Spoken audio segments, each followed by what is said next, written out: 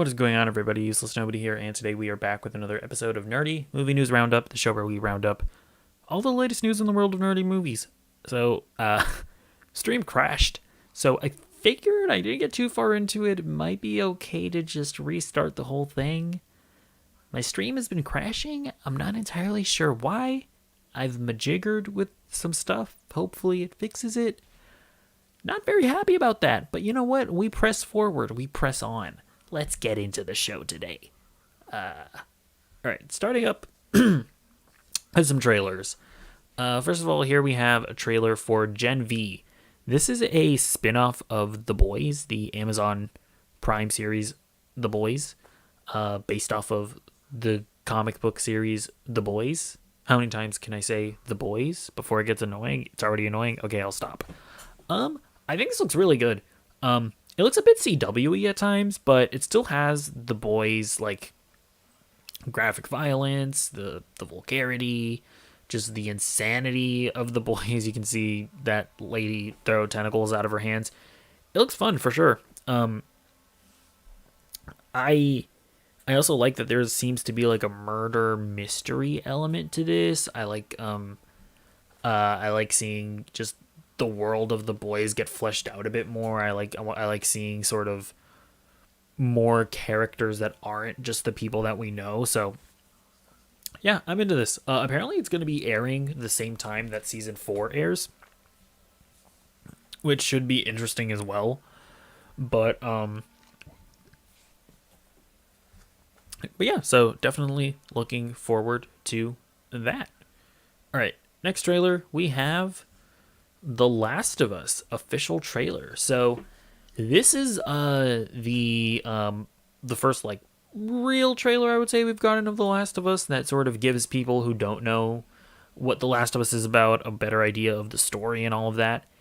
And I think this also looks pretty good. I will say I'm not super hyped about this only because I've replayed The Last of Us within the past 1 or 2 years, so I'm not. I know the story; it's fresh in my mind. So I don't know. And this looks to be hitting just a lot of those same beats. But I will say that there are a lot of new things in this, like a lot of new lines of dialogue. There are new characters, so hopefully the show does give me like some aspect of this world and of these characters that I haven't seen before. But yeah, as of right now, not like losing my mind with hype. I mean, I'm gonna watch it obviously, but yeah, hopefully this is good. This trailer is good. It's pretty good. All right, next up, let's get some of the Game Awards trailers. I'm not gonna go over all of the trailers from the Game Awards because it's whatever. I like there's just a lot of stuff that I frankly just don't have much to say about. But we definitely have a couple, so let's get into them. First of all, Judas. This is the next game by Ken Levine that he's been working on for like 10 years, I guess, since BioShock Infinite ended. And this looks like BioShock in space, which I am all about. It looks like I don't know if it's going to be a multiverse thing like BioShock was, but it looks like BioShock in space. It looks incredibly like sci-fi-y. I do kind of feel like there's going to be some multiverse hopping because there's like a bit in the trailer where like your protagonist's hand has like a watch on it. And that kind of makes me wonder if we're going to be traveling between different multiverses. So I don't know. Yeah, like this bit, I don't know. That's just kind of an interesting thing.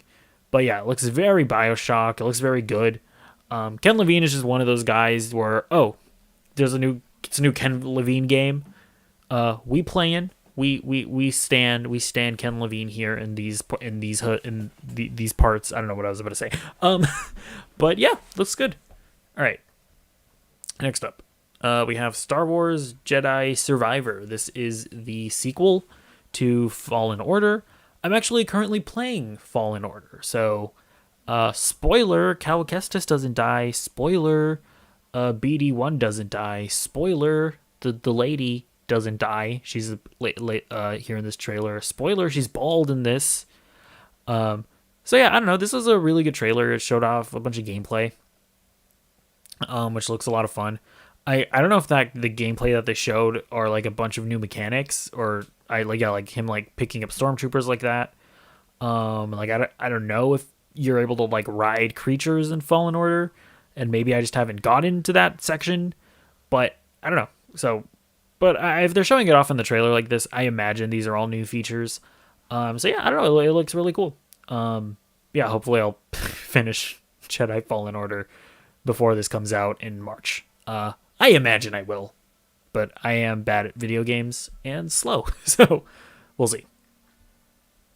Next up, we have a trailer as well for Suicide Squad: Kill the Justice League. Yeah, so this is a weird trailer because they just kind of like throw it in. Well, this just feels like a scene from the middle of the game. A bit too spoilery for my liking as well. Like I don't necessarily like seeing that they've captured the Flash here. I don't know. It's just not necessarily something that I would have wanted to see. They also cut off his finger. Like that feels like a moment I would have wanted to see in the game itself. But I mean, it makes sense. They're showing off this scene because they want to announce that Kevin Conroy is back voicing Batman in this game, and obviously Kevin Conroy passed away earlier this year. So I mean, I get it. They kind of wanted to celebrate Kevin as well. So it's a bit of a weird thing to just throw in a scene from the middle of the game, but either way, the scene is good. I mean, I definitely love the energy and the writing that Rocksteady is bringing to this, where it seems like this game is going to be kind of insane. I mean, just the fact that they cut off the Flash's thumb, or like Captain Boomerang accidentally cuts it off and he's like kind of fumbling trying to keep him upright. I mean, it looks good. Like it really is just insane how much better the characterizations of these characters look as opposed to Gotham Knights. I mean, it is absurd. But yeah, and then here we get Batman. And yeah, so yeah, and this also I guess does confirm that Batman didn't die in Arkham Knight. Whatever your interpretation was of that final scene, nope, Batman's alive. So kind of a bummer that they didn't save that reveal for the game itself, but I understand they're wanting to celebrate that Kevin Conroy's in it, so it is what it is. All right, next up we have As It Loads and plays an ad. Oh yeah, we have a clip here for the Super Mario Brothers movie. You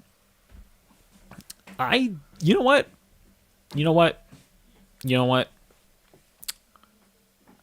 I don't hate Chris Pratt's voice in this. You know, I gotta calls it like I sees it, and hearing just a scene of him talking, it seems like his primary voice is this weird like New York accent, and I'm not mad at it. I mean, I'm not saying I love it, but I don't hate it. I don't mind like the New York accent. And I also should just note that, I mean, this looks beautiful. I love the animation. I love how, just looking at Mario's animation, it really does seem like he utilizes like different running animations from different games, which is kind of interesting, where it's like near the beginning of this trailer, he looked like how he was like running how he runs in 3D World, and another time he runs how he runs in like some of the other 3D Mario games. I mean, I think this movie's going to be really good. And the one sticking point for me, which is Chris Pratt's stupid voice, I don't mind in this trailer or in this clip. So I don't know. I'm getting progressively more and more hyped for this Mario movie, I must say. All right, next up, we have a trailer for Earthblade. So this is a game that's being developed by the people who made Celeste, and I loved Celeste. I think Celeste is just a fantastic platformer. Hard in all the right ways. Haha, that's what she said. Okay, sorry. And I think this looks okay. I'll say this: this isn't a great trailer. But I don't know. It it doesn't show off any particularly interesting like gameplay mechanics. It just kind of shows off, I guess, that this is going to be sort of like a Metroidvania game, which is cool and definitely different from Celeste. So I don't know. This trailer doesn't make me like super.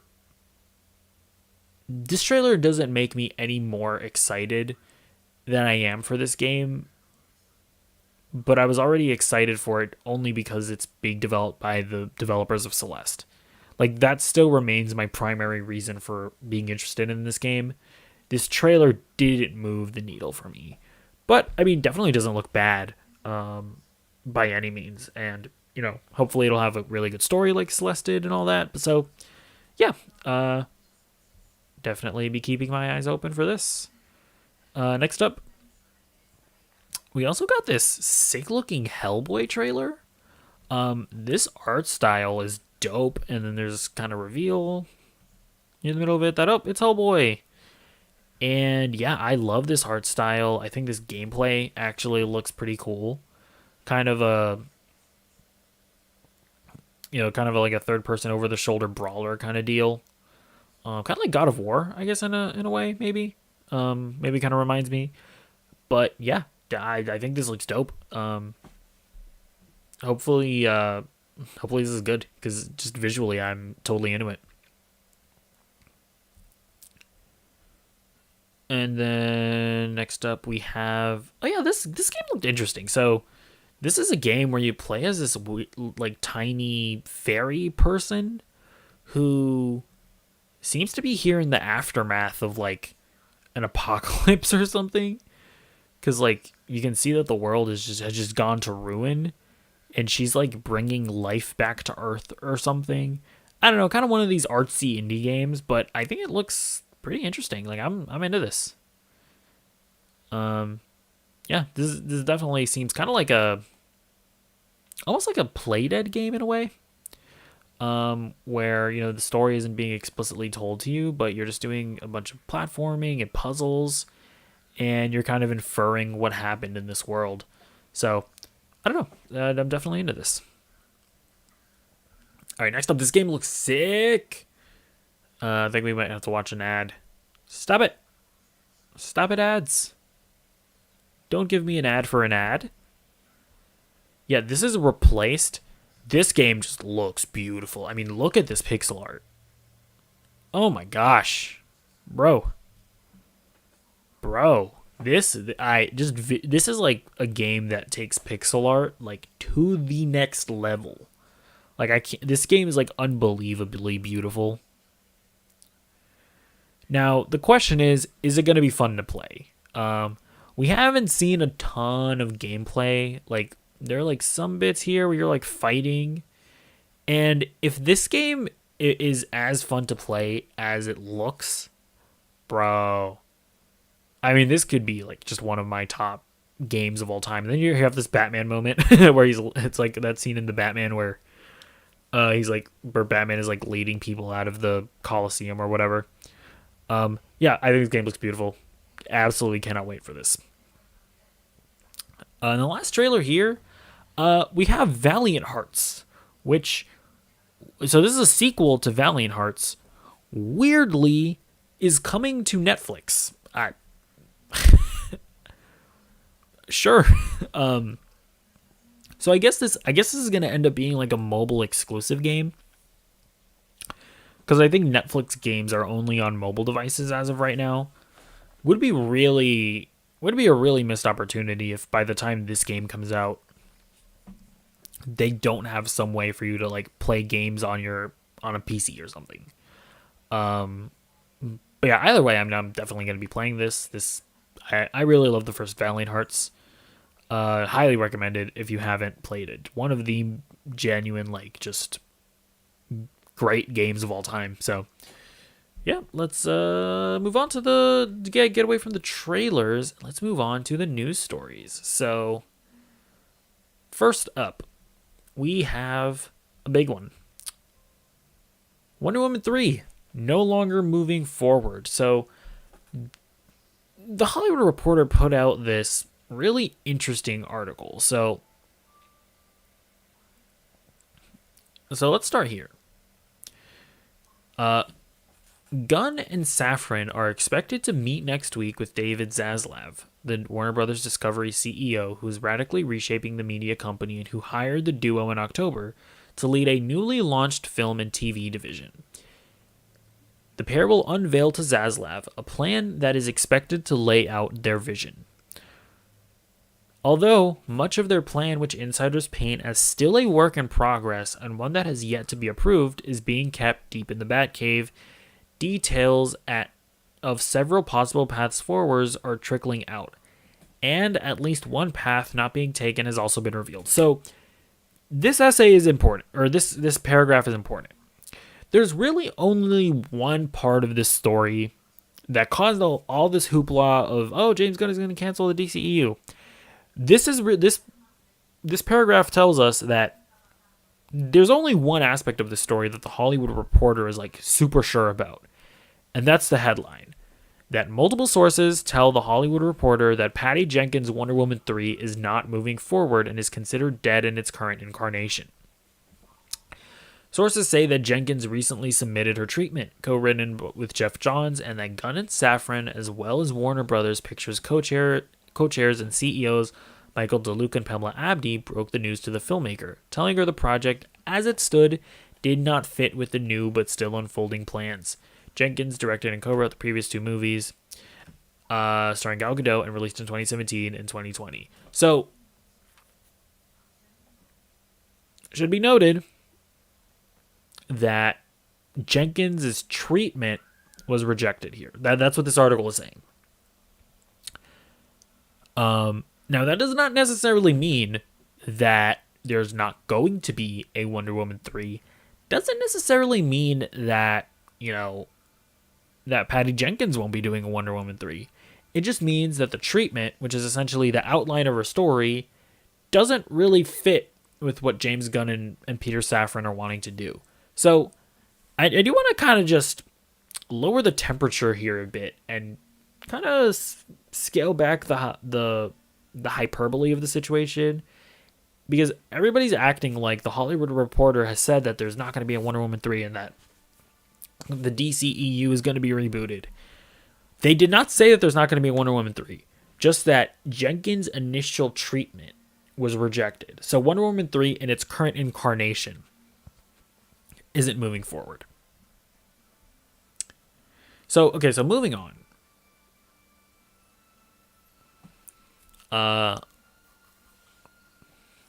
Here and then here's this next bit.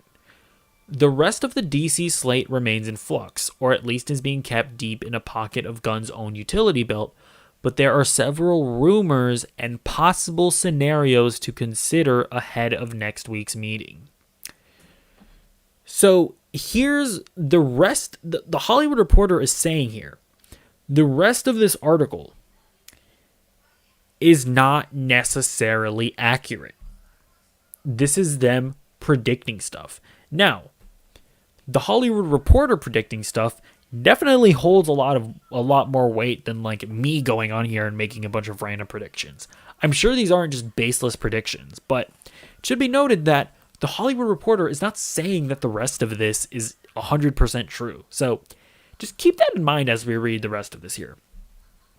Okay, so when they talk about possible scenarios, the first, which builds on the shuttering of Jenkins' Wonder Woman 3, is the closing curtain of the Snyderverse and the heroes cast by filmmaker Zack Snyder for his Justice League. This one sees the shutting down of Man of Steel 2, with a returning Henry Cavill and having no more Aquaman fronted by Jason Momoa. These characters are to cameo in Flash, the highly anticipated time travel adventure movie that is due to release June 16th.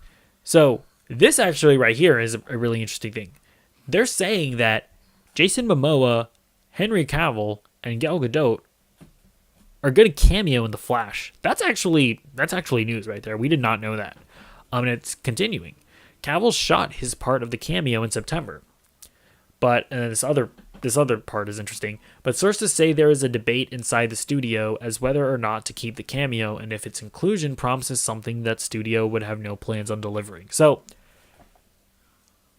again, the Hollywood Reporter is not saying that they're totally rebooting the Snyderverse and whatever. It's something they're considering. That's what the Hollywood Reporter is saying. but they're not confirming that. There's still debates surrounding that. So we'll see how all that goes. So yeah, it says a Warner's insider cautions that no plans have been finalized and that Flash remains an unlocked picture. The Cavill situation is more than a little thorny, as the actor made a cameo in Black Adam, the DC-centric movie released in October. The Monday after the movie opened, Cavill posted a video on Instagram where he announced, "I wanted to make it official. I am back as Superman." And at that time, he was not incorrect. Warner Brothers was indeed developing a sequel for 2013's Man of Steel and actively meeting with writers Andy Muschietti, who directed Flash, even expressed interest in sitting behind the camera for something that would have brought a tone similar to the hopeful and heroic colors of the 1973 movie directed by Richard Donner, considered a benchmark in comic book movies. In fact, the current leadership team at Warner Brothers Pictures, Michael DeLuca and Pamela Abdy, did desire one more go-around of the Snyderverse heroes, possibly even having another Justice League movie with those actors. That was before Gunn and Safran began formulating their new and still in flux plan. So, that's a really interesting thing. So, Henry Cavill being in Black Adam, unfortunately doesn't mean much, because that's a decision that was made before James Gunn and Peter Safran took over DC Studios. So, whatever plans The Rock may have had with Henry Cavill and whatever he wanted to do with his sort of pie of the DCEU doesn't really matter, because James Gunn is now in charge and he might just completely throw those plans in the trash. Hollywood Reporter goes on to say, and we'll get to this later, but a sequel to Black Adam is unlikely. Despite the hype surrounding the movie of launching a new corner of DC, a lot of it led to star Dwayne Johnson. The movie has only grossed $385 million worldwide, and insiders at the studio say the movie, which cost more than $190 million to produce, pegged the actual cost at $230, not including marketing. Two sources pegged the cost at $230, not including marketing. Will be lucky to break even considering ancillary revenue. So yeah, we don't even know that Black Adam's going to get a sequel to kick off whatever nonsense they were going to do with Henry Cavill fighting Dwayne "The Rock" Johnson and all that. So yeah, I guess to pause here and just to emphasize just a little bit here. As it stands right now, where we're at with reading this article, we don't really know to what extent James Gunn is going to reboot everything. We don't know if it's going to be a hard reboot. We don't know if it's going to be a reboot at all. Maybe he's just going to try and do his best with what he has. All we know for sure right now is that it's something that they're debating, and that Wonder Woman 3 in its current iteration is not likely to happen. So, let's keep that in mind. Okay, moving on. Momoa, meanwhile, could emerge as a pivotal figure in the new plans. According to several sources, in one scenario, the actor would wrap up his days as underwater hero Arthur Curry with Lost City.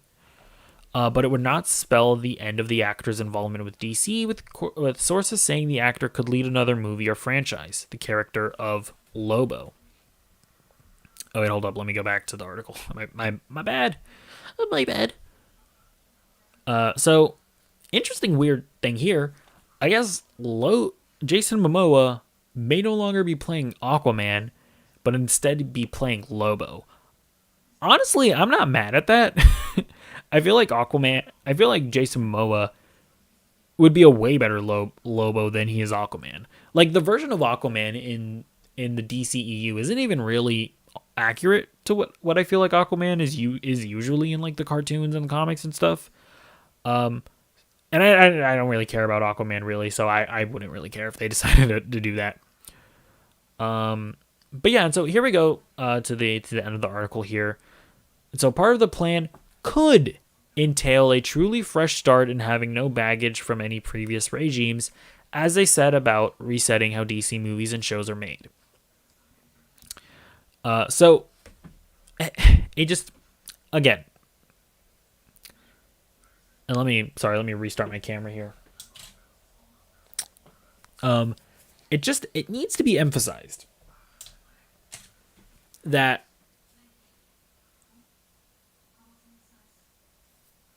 even reading this article that started the whole hoopla, we don't know exactly where this is all going to go. Even the Hollywood Reporter notes that they are just speculating that this could lead to a full-on reboot. They're just speculating. So let's move on to some other stuff. So, interesting thing here. Let's look at a tweet from Gal Gadot. So this was a few days before this article came out, but Gal Gadot put out this tweet here, where she's basically saying, "A few years ago, it was announced that I was going to play Wonder Woman, and I've been so grateful for the opportunity to play such an incredible, iconic character, and more than anything, I'm grateful for you, the fans. Can't wait to share her next chapter with you." So, Gal Gadot puts out this tweet. Did she know that things may not be going on as intended? Is she just kind of maybe trying to build up some fan support to influence certain things? Or maybe she just innocently tweeted this out. Who knows, really, at the end of the day? But obviously, this kind of points to Gal Gadot wanting to play the character more. So, yeah, we'll see where that goes. But then let's move on here, because James Gunn actually responded to the Hollywood Reporter article. Do they have just his tweets here? Yeah, let's actually just see if we can read his tweets. Okay, so as for the story yesterday in the Hollywood Reporter, some of it is true, some of it is half true, some of it is not true, and some of it, we haven't decided yet whether it's true or not. So, yeah, basically with this tweet right here, I mean, who even, obviously, yeah, this basically just confirms that we don't know exactly what's going on. So, just continuing his tweets here. Although this first month at DC has been fruitful, building the next 10 years of story takes time and we're still just beginning. Peter and I chose to helm DC Studios knowing we were coming into a fractious environment, both in the stories being told and in the audience itself, and there would be an unavoidable transitional period as we moved into telling a cohesive story across film, TV, animation, and gaming. So, it's also kind of confirming here that a lot of what we heard are that he is going to, in fact, create a shared universe between movies, TV, cartoons, and games. So that's its own thing that we don't need to get into today. But continuing on. But in the end, the drawbacks of that transitional period were dwarfed by the creative possibilities and the opportunity to build upon what has worked in DC so far and to help rectify what has not.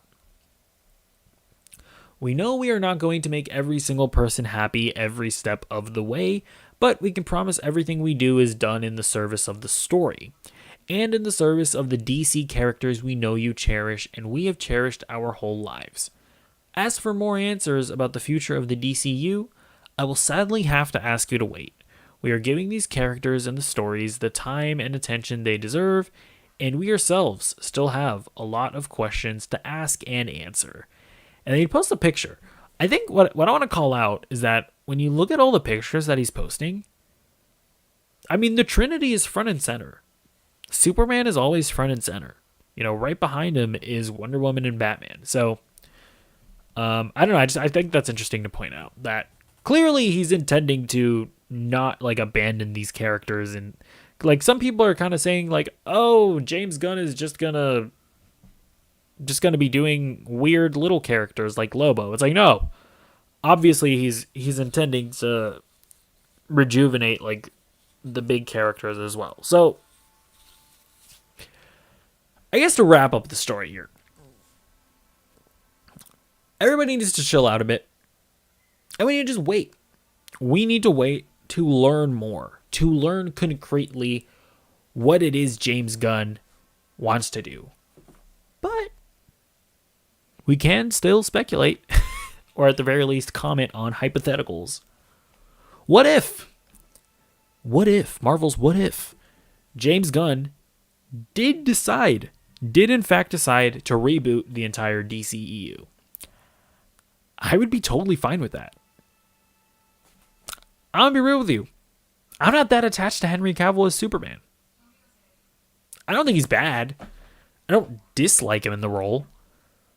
But I think you can get somebody else if you needed to. I'm be honest about something else. I don't think Gal Gadot's a very good actress. I think those movies would be better served with a different actress in the role. I'm not attached to Jason Momoa as Aquaman. I don't think he's bad in it. But I think you could get another guy and it would be fine.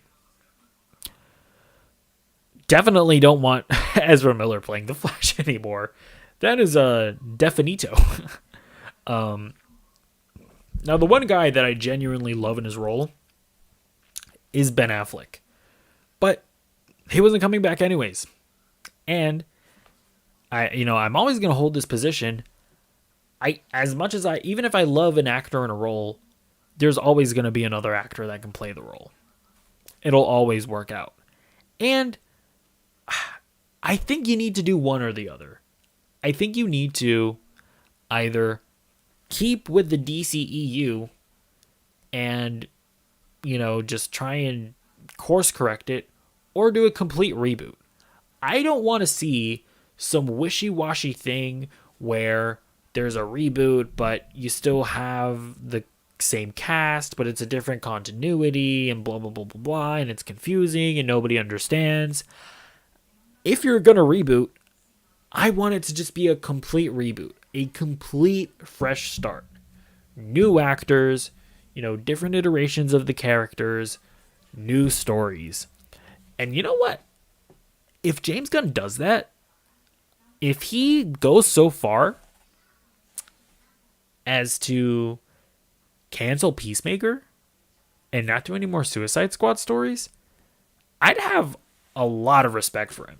Now, I don't think he's going to do that. I think if he does do a reboot, I think somehow he's going to just keep on doing Peacemaker and just retcon some of the stuff in Peacemaker Season 1 where, like the old iterations of the Justice League showed up at the end. I feel like he'd just retcon some stuff and continue doing Peacemaker just because that's his baby. But I'd respect it if he doesn't. And overall, I'm fine with a reboot. Because here's the truth of the matter. The DCEU is a mess. It is. It's complete nonsense. It's like they can keep on trying to, patch up the leaks in the pipes with like bubble gum that they've been doing since 2013. But it's just a mess. And since we're getting new leadership, I'm fine with them rebooting. So, yeah, I think there's just a reality also that I think a lot of Snyderverse people need to accept. That the DCEU, as it is now, and as it was when Zack Snyder was in charge, is not that popular. Henry Cavill as Superman is not that popular. Okay? Tobey Maguire and Andrew Garfield coming back as Spider-Man, a rumor of them coming back led to No Way Home having a $250 million opening weekend. A rumor or actually not a rumor, a downright confirmation that we were going to get Henry Cavill as Superman and Black Adam led that movie to not have a $250 million opening weekend. And that movie ended up not bombing, but I mean, we'll get to that later. But I just want to put it in perspective that it's not even like these iterations of these characters are like all that popular. So, I don't know. I don't need to belabor on this point too much more, but let me know what you think. Okay. Next up. Avatar, The Way of Water is a movie that people are either excited for or are very cynical about. But we have some first reactions. And they're pretty dang good. So we're just going to read through some of them here. Mike Ryan of Uprocks says, "Yeah, never bet against James Cameron. Trying to spare hyperbole, but I've never seen anything like this from a technical visual standpoint. It's overwhelming. Maybe too overwhelming. Sometimes I'd miss plot points because I'm staring at a Pandora fish. Also, I rewatched the first Avatar over the weekend and basically settled on, that was fine. The sequel has much better and deeper character development." Perry Namiroff of Collider says, "Avatar The Way of Water is pretty incredible. I had faith James Cameron would raise the bar with the effects, but these visuals are mind-blowing. One stunning frame after the next. But the thing I dug most is how the technical feats always feel in service of character and world building." Ian Sandwell of Digital Spy, unsurprisingly, Avatar The Way of Water is a visual masterpiece with rich use of 3D and breathtaking vista. It does suffer from a thin story and too many characters to juggle, yet Cameron pulls it together for an extraordinary final act full of emotion and thrilling action. So the praise just keeps on going. So, listen, I still need to rewatch Avatar because I've only seen the first movie like once when I was 9, when it first came out, and I never watched it since. So I don't really remember it that well. So I wish I could be one of the cool kids hating on the first Avatar, being cynical about the new one, but I can't do that because I am the only principled and genuine YouTuber. I'm the only one that exists. So, I don't know. I'm going to rewatch the first one before The Way of Water comes out. And I hope I come out loving it. And I hope I can get super hyped for Avatar The Way of Water. I don't know. I just hope it's not. I hope it's more than just, oh, the movie looks pretty. I hope it's just like a genuinely really good movie. And it seems like people think that to be the case. So, we'll have to wait and see, won't we? All right. Next up, we have a kind of a interesting little story here. The Flash, the aforementioned Flash movie. It looks like it's going to come a week earlier. The Flash will speed into theaters a little earlier than expected. On Monday, Warner Brothers set a new release date of June 16th, 2023 for the film. It was previously slated for June 23rd, 2023. And the new date gives it more breathing room ahead of the release of Disney's Indiana Jones and the Dial of Destiny, which bows on June 30th. So, yeah, I think that makes a lot of sense, you know. Like, not that Indiana Jones is going to be like Avengers Endgame or anything, but yeah, I mean, I think it just makes sense to scale things out a little bit and you know, just not have them compete. So yeah, we're gonna get the Flash a little bit earlier, and I don't know, I'm kind of excited for the Flash.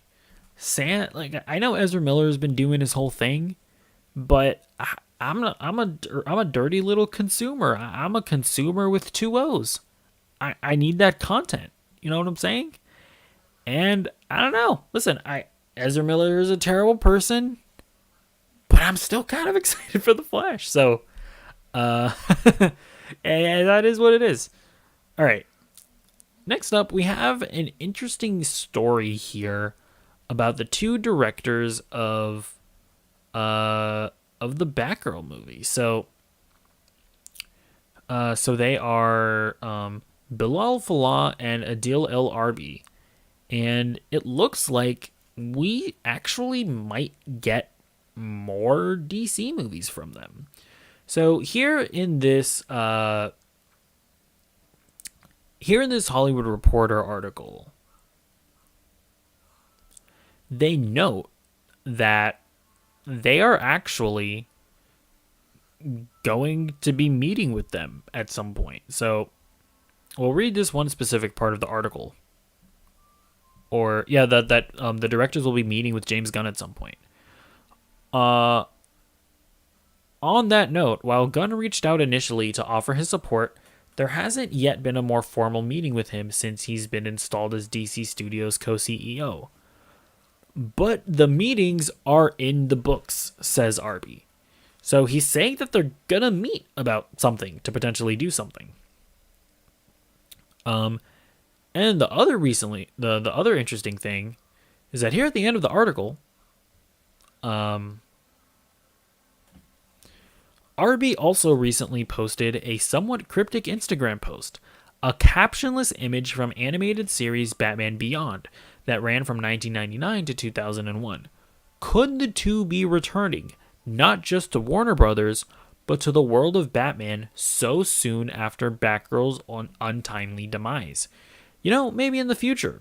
When Batman is not being made by Matt Reeves, Batman Beyond is super cool. And I just saw that and thought that's really badass, says RB. So who knows? Maybe in the future, one day, if they ask us to do that, we wouldn't say no. But you can dream, right? So, a really interesting thing there. The Batgirl directors are going to be meeting with James Gunn at some point, and they're interested in Batman Beyond. Here's the thing with those directors, right? What's been reported is that the main reason for them canceling the movie is because it was just so bad that they just didn't want to ruin DC's reputation even further. But then I really want to watch this movie because it's like, oh, okay, Batgirl was really bad, but you thought Black Adam was going to rule the box office and delight fans. Although it actually does have a high audience rating on Rotten Tomatoes, so, whatever. But the thing with these directors is that they're clearly not untalented. Like, Bad Boys for Life was a big crowd pleaser. I loved their work on Miss Marvel. I thought Miss Marvel was great, and I thought their direction especially was really good. So, listen, when you make a movie throw away $90 million, although I know they used it as a tax write-off or whatever, but when you make a movie spend $90 million and not see any returns on that investment, I find it hard to believe that they're going to get you back for another movie of the same ilk.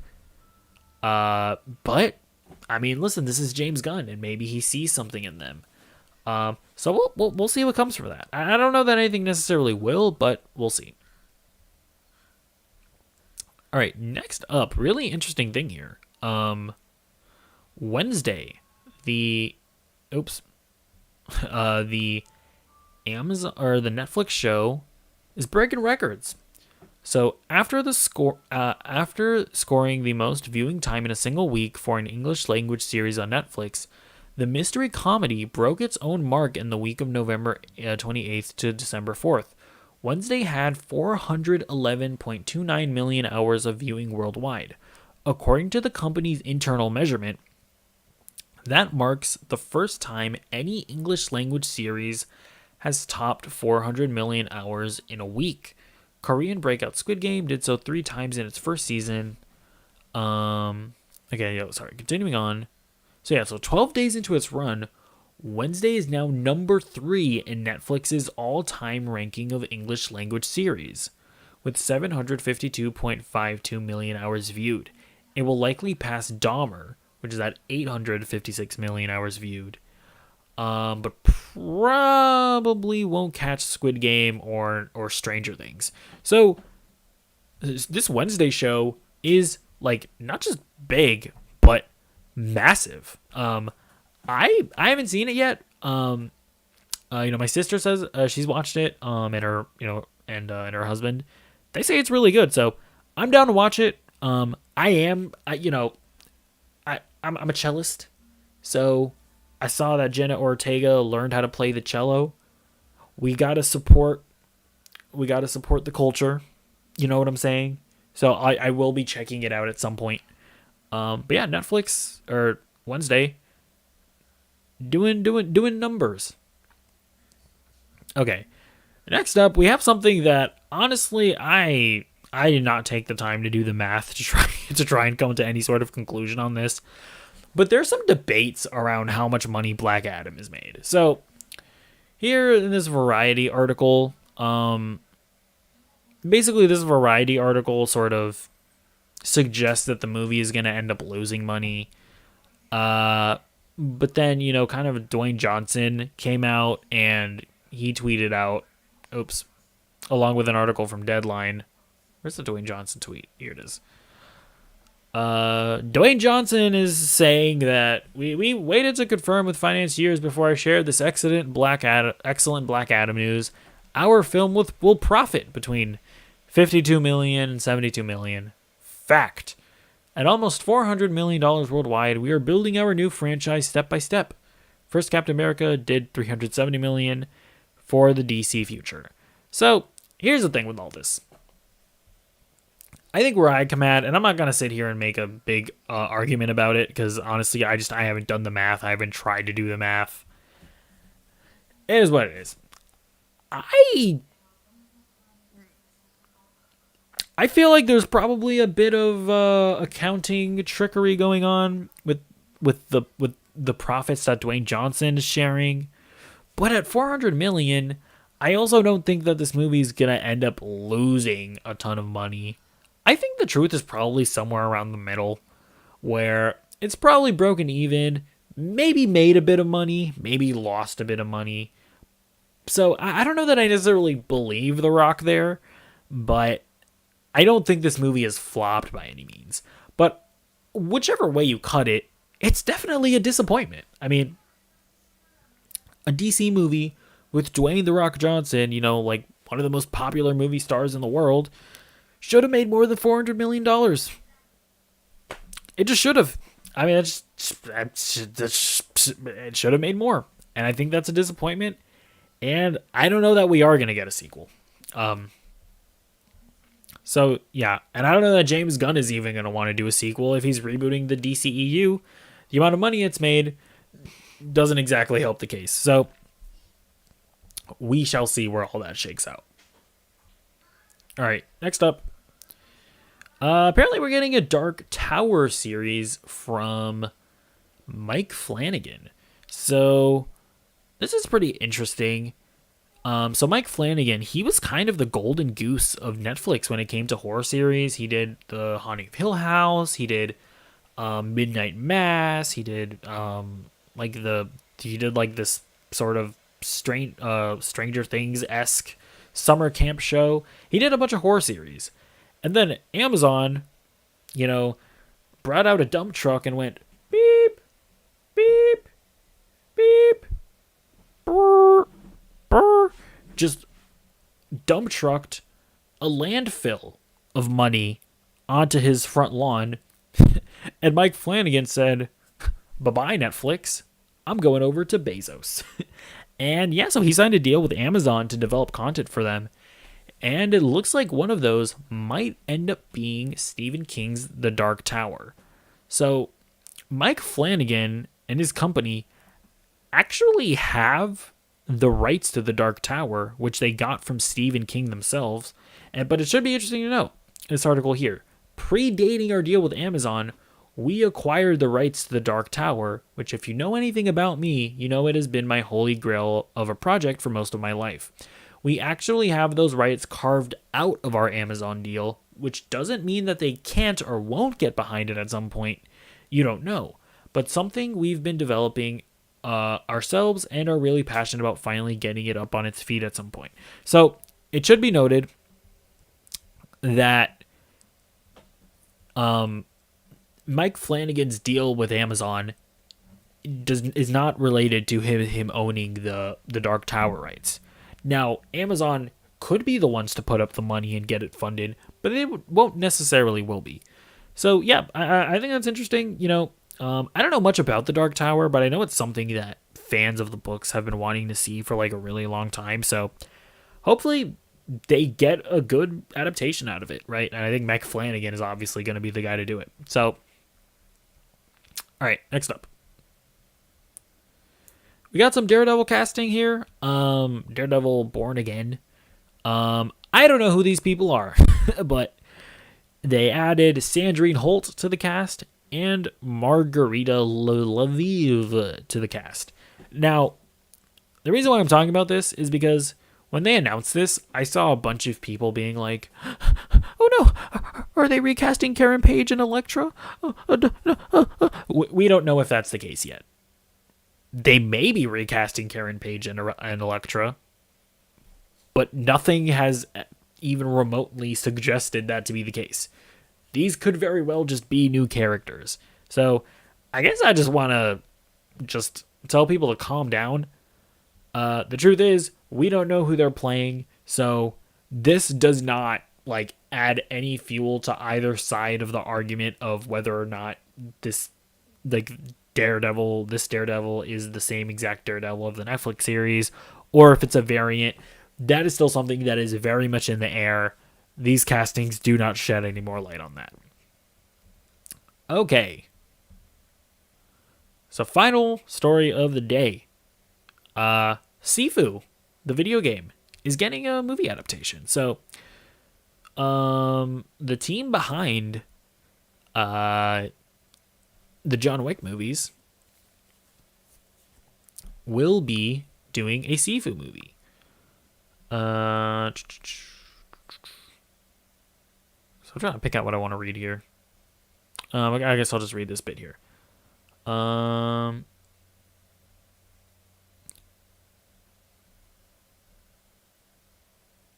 Based on the video game developed and published by Slow Clap, the game tells a story of revenge set in modern-day China, very John Wick-esque. It follows the student of a martial arts school's master, Sifu, as he seeks to avenge the murder of his mentor. Twist, however, is that thanks to a magical talisman, each time our hero dies, he's resurrected, but the price paid is that he ages with every use. And should he become too old too fast, his death shall become permanent, and his quest fulfilled. It's being described as John Wick meets M. Night Shyamalan's Old. So, I love Sifu. I think it's great. Literally have the game installed on my computer right now. I will say, it doesn't have an especially good story. I mean, it's fine. It's like intriguing enough, and it's a revenge story, so it's motivation enough. And you when you're playing the game, you do very much want to kill the guys that killed your dad, but not the strongest point. But you know what? That doesn't matter, because the John Wick movies, I'm not there for the story. I'm here because I want to see really well choreographed action, and I want to see Keanu Reeves kick some butt. And yeah, I think the team behind that is absolutely the right guys to make a Sifu movie, because I think when you look at the art direction of Sifu, it's beautiful, and I think that could look awesome on film. And I think, yeah, the choreography should be incredible as well. So I'm totally down to see this, and yeah, hopefully it is good. But anyways, that is it. That is all for this episode of Nerdy Movie News Roundup. Yeah, let me know what you think about any and or all of the stories that we talked about today. Do you think that they're going to reboot the DCEU? Do you think they should reboot the DCEU? Are you a Zack Snyder cultist and will not accept anything other than the Snyderverse being propelled forward? Let me know in the comments down below. And also subscribe, like the video, do all that stuff.